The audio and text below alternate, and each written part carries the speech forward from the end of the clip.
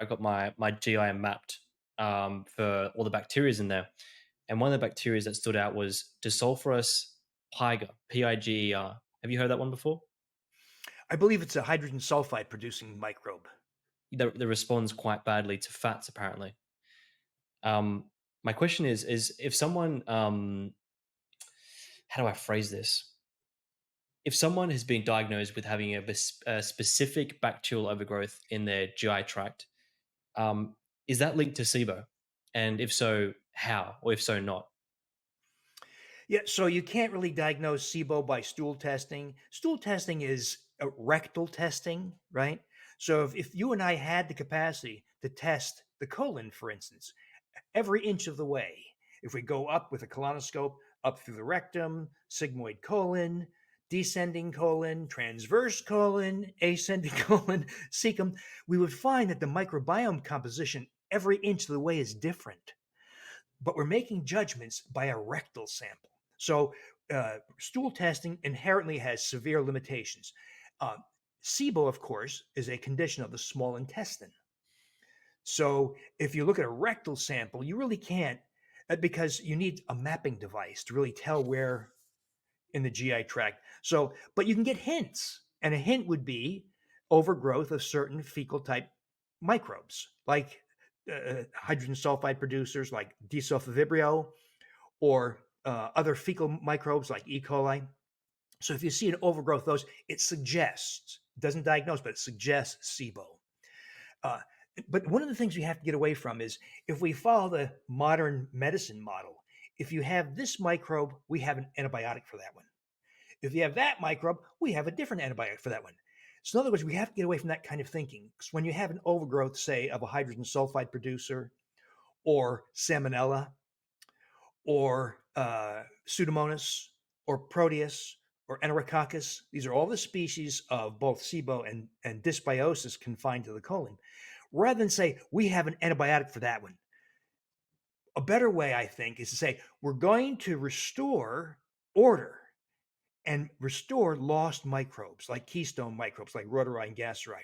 We're going to feed them with the products of fermented foods. We're going to feed them with fibers that cause a bloom in beneficial species like Akkermansia muciniphila and Faecalibite. You don't have to remember these names. Your listeners don't have to remember these names, but know that bringing back a healthy microbiome, they'll do it for you. They'll suppress those fecal microbes. They'll suppress the desulfovibrios and those characters. And so rarely do you have to actually enter with a specific antibiotic. Fascinating. There are exceptions. There are some parasites and some fungal and other species that you have to specifically target, but that's very uncommon. Mm, interesting. Yeah, because I got my whole GI mapped. I did the whole protocol around is it's weed, seed and feed, or a sequence like that. Is that the correct sequence? Yeah, I guess I never heard it said that way, but you could say it that way. Right, right. So I went to the process of taking certain supplements, no antibiotics, just supplements to remove that particular bacteria. But what you're saying is it makes sense because if it's SIBO, it's in the upper part, right? It's not so much down the bottom, which means that inside the fecal matter, there's not going to be any exposure to that. It's not going to say, "Oh, here, look, here's SIBO," because it's a more of a gassy upper tract kind of symptoms. Another good microbe to illustrate this is Clostridium difficile. So Clostridium difficile, if you take an antibiotic, there's a few percent chance you have overgrowth of Clostridium. We say C. diff, which causes a devastating intestinal infection. And you can take multiple rounds of antibiotics, which destroy your health and often don't work.